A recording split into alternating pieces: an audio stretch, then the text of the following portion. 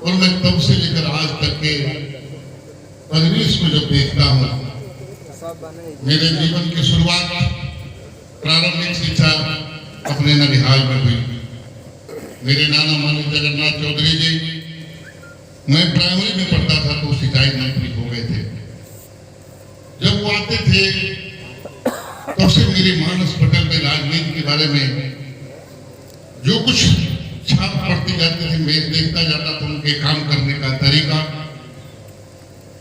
लोगों से मिलने का तरीका, आने वाला छोटा है कि बड़ा है, किस जाति का है, किस धर्म का है, बिना ये जाने उनका हाथ, सबने देखा होगा, उनका हाथ सबसे पहले हाथ जोड़ लेते थे। कभी न जात देखी, न कभी धर्म देखा, न किसी से जात पूछी, न बड़ा देखा न छोटा देखा।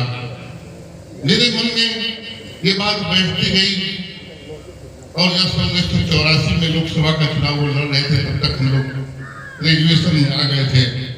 मुझे भी उनके साथ राजनीति करने का, शुरुआत करने का, राजनीति करना नहीं बल्कि पढ़ाई करते हुए उनके साथ उनके चुनाव में भाग लेने का मौका मिला।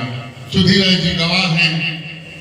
एक मौका ऐसा आया कि भाई सुधीर राय जी, हम दोनों लोग इसको उपाध्यक्ष विधानसभा से टिकट मांग रहे थे।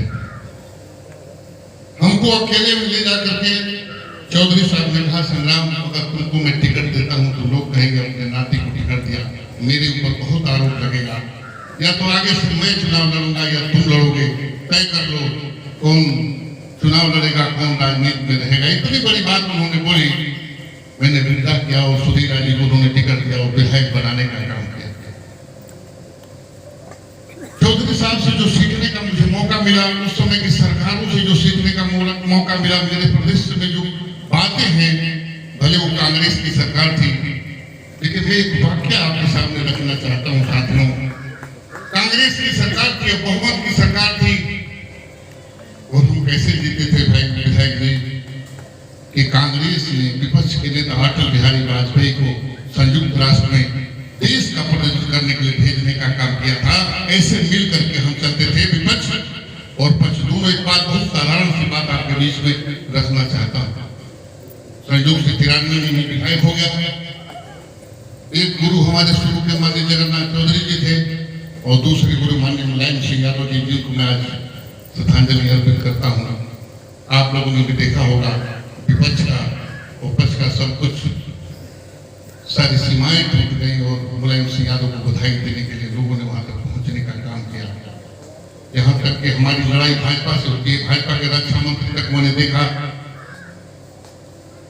जब मैं चुनाव जीत गया साथियों, तो माननीय अपने नाना जगन्नाथ चौधरी से आशीर्वाद लेने गया।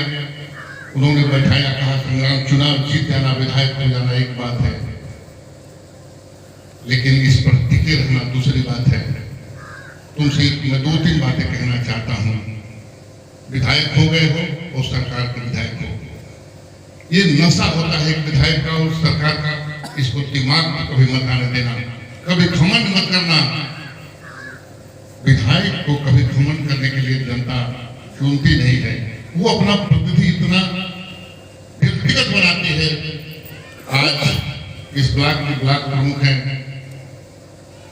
बंशीधर यादव की पत्नी, उन्होंने अपना प्रतिनिधि बनाया है अपने पति को। इतना मधुर रिश्ता होता है विधायक का और उस क्षेत्र की जनता का। वो क्षेत्र की जनता ये कहती है कि विधायक जी, मैं आपको अपना प्रतिनिधि बना रहा हूँ और प्रतिनिधि बनकर के जाइए उस सदन में, हमारे लायक जो भी काम हो, जो भी हमारी सुख सुविधाओं की आवश्यकताओं की चीजें हों, उसको विधानसभा से ला करके हमारे बीच में हमारे लिए कुछ करने का काम कीजिए। हम सीधे सीधे केवल एक प्रतिनिधि होते हैं। चौधरी साहब ने कहा कि हमेशा याद रखना, जितनी बड़ी जीत होती है अपेक्षाएं उतनी बड़ी होती है। कभी भी घमंड मत करना और कभी भी जात धर्म की बात नहीं करना। जब तक मौका मिले, जिस पद पे हो उस पद के साथ न्याय करना,